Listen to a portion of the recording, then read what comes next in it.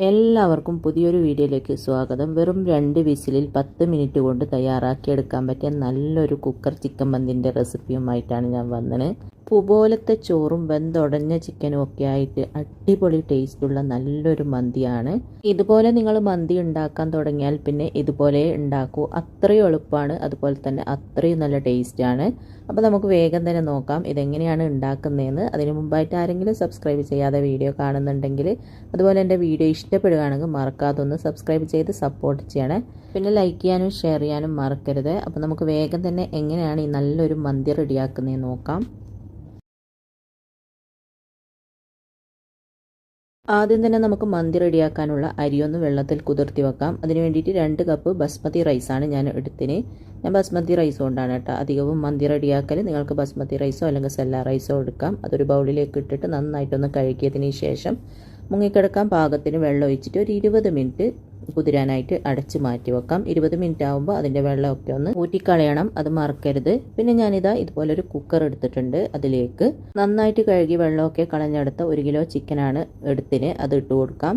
ചിക്കൻ്റെ വലുപ്പമൊക്കെ നിങ്ങൾക്ക് ഇഷ്ടമുള്ളത്ര ആക്കിയെടുക്കാം. വലിയ പീസാണെങ്കിൽ വലിയ പീസാക്കിയെടുക്കാം, അല്ലെങ്കിൽ സ്കിന്നോട് കൂടെ വേണമെങ്കിൽ അങ്ങനെയും എടുക്കാം. അതെല്ലാം നിങ്ങളുടെ ഇഷ്ടത്തിനനുസരിച്ചിട്ട് എടുക്കുക. ഇനി ഇതിലേക്ക് ഒരു 3 ഏലക്കായ്, 3 ഗ്രാമ്പു, ഒരു ചെറിയ കഷ്ണം പട്ട, ഒരു ബേ ലീഫ് ചെറുതായിട്ട് കട്ട് ചെയ്തത്, പിന്നെ ചിക്കൻ്റെ സ്റ്റോക്ക് 2 എണ്ണം ഇതുപോലെ ഒന്ന് പൊടിച്ചിട്ട് കൊടുക്കുന്നുണ്ട്. കൈ കൊണ്ടൊന്നിങ്ങനെ പൊടിച്ചിട്ട് കൊടുക്കുക.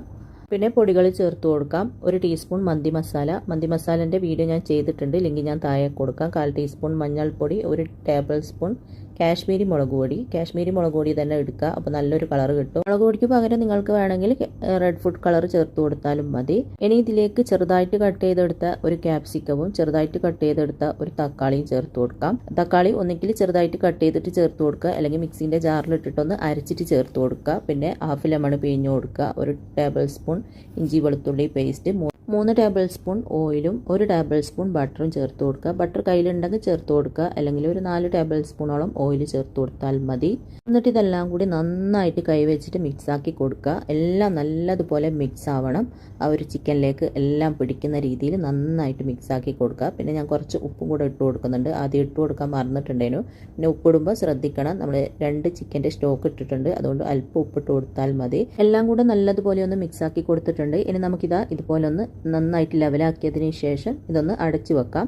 അടച്ചു വെക്കുന്നതിന് ഒരു ടൈമൊന്നുമില്ല, നമ്മുടെ ചോറ് റെഡിയാകുന്ന ആ ഒരു സമയം വരെ അടച്ചു വെച്ചാൽ മതി. ചിക്കൻ മിക്സ് ചെയ്യുന്ന സമയത്ത് ഞാൻ ചോറിന് വേണ്ടിയിട്ടുള്ള വെള്ളം അടുപ്പത്ത് തിളക്കാൻ വെച്ചിട്ടുണ്ടായിരുന്നു. അതിപ്പോൾ നന്നായിട്ട് തിളക്കാൻ തുടങ്ങിയിട്ടുണ്ട്. ഇനി അതിലേക്ക് 1 ടീസ്പൂൺ ചെറിയ ജീരകം, 1 ടീസ്പൂൺ കുരുമുളക്, 2 ഏലക്കായ്, ഒരു ചെറിയ കഷ്ണം പട്ട, 2 ഗ്രാമ്പു, ഒരു ബേ ലീഫ് കട്ട് ചെയ്തിട്ട്, ഒരു ഡ്രൈഡ് ലെമൺ, ആവശ്യത്തിനുള്ള ഉപ്പും ചേർത്തിട്ട് ഇതിലേക്ക് നമ്മൾ കുതിർത്തി വെച്ച അരി ഉണ്ടല്ലോ, 20 മിനിറ്റ് ആയപ്പോൾ ഞാൻ ഇതുപോലെ ഒരു അരിപ്പയിലേക്ക് വെള്ളമൊക്കെ ഊറ്റി കളഞ്ഞിട്ടുണ്ടായിരുന്നു. അതെല്ലാം ഇട്ടിട്ട് നന്നായിട്ടൊന്ന് മിക്സ് ആക്കി കൊടുക്കുക.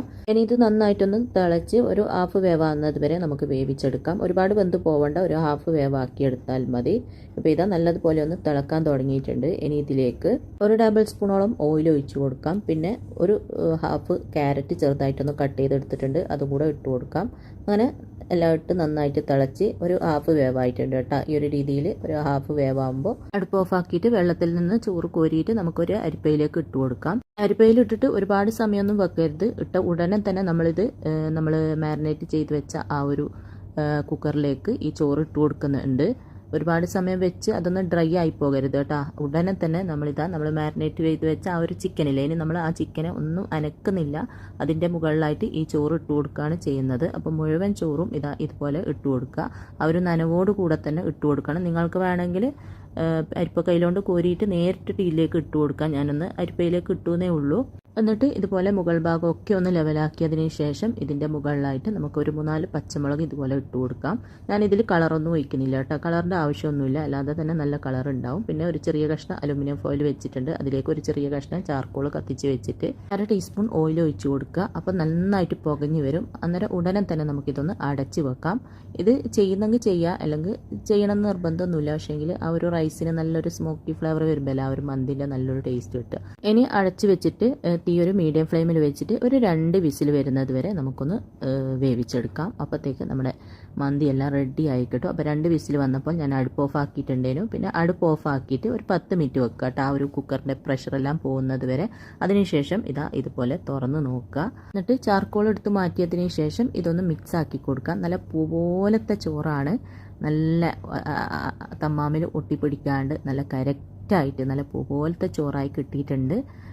പിന്നെ അടിയിലത്തെ ചിക്കൻ കൂടെ മിക്സ് ചെയ്യാണ്ട് ചോറ് മാത്രം ചെറുതായിട്ടൊന്ന് മിക്സ് ആക്കിയതിന് ശേഷം നമുക്ക് ചൂടോടെ തന്നെ സെർവ് ചെയ്യാം. ചിക്കൻ അടിക്ക് പിടിക്കും അങ്ങനെയുള്ള പ്രശ്നമൊന്നുമില്ല കേട്ടോ, ആ ഒരു പേടിയൊന്നും വേണ്ട.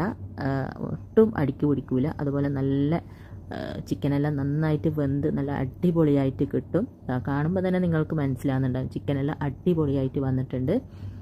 അപ്പോൾ ഈ ഒരു രീതിയിൽ ഞാൻ സെർവ് ചെയ്തിട്ടുണ്ട്. പിന്നെ കൂടെ കഴിക്കാൻ വേണ്ടിയിട്ട് ഞാൻ ഒരു മിക്സ്ഡ് സാലഡാണ് റെഡിയാക്കിയത്. വെജിറ്റബിൾസും ഫ്രൂട്ട്സും എല്ലാം കട്ട് ചെയ്തിട്ടിട്ട് പിന്നെ കുറച്ച് മയോണീസും സാലഡും ഇതൊക്കെ കൂട്ടിയിട്ടാണ് കഴിക്കുന്നത്. പിന്നെ ഇതിൻ്റെ കൂടെ കഴിക്കാനുള്ള ചട്ടിൻ്റെ വീഡിയോയും അതുപോലെ മന്തി മസാലേൻ്റെ വീഡിയോ ഒക്കെ ഞാൻ ഓൾറെഡി ചെയ്തിട്ടുണ്ട്. ലിങ്കെല്ലാം ഞാൻ താഴെ കൊടുക്കാം, വേണ്ടുന്നവർ കണ്ടു നോക്കുക. അപ്പോൾ ഞാനിത് ചൂടോടെ തന്നെ കഴിക്കട്ടെ. നിങ്ങളും എല്ലാവരും ഉണ്ടാക്കിയിട്ട് കഴിച്ച് നോക്കുക. ഒരിക്കലെങ്കിലും ഉണ്ടാക്കി നോക്കേണ്ട ഒരു മന്തി തന്നെയാണ്. അപ്പോൾ എല്ലാവരും ഉണ്ടാക്കി നോക്കുക. എന്നിട്ട് ഇഷ്ടപ്പെട്ടാൽ ലൈക്ക് ചെയ്യാനും ഷെയർ ചെയ്യാനൊന്നും മറക്കരുത്. അപ്പോൾ ഇൻഷാ അല്ലാഹ് അടുത്ത പുതിയ നല്ല റെസിപ്പിയുമായിട്ട് നമുക്ക് വീണ്ടും കാണാം.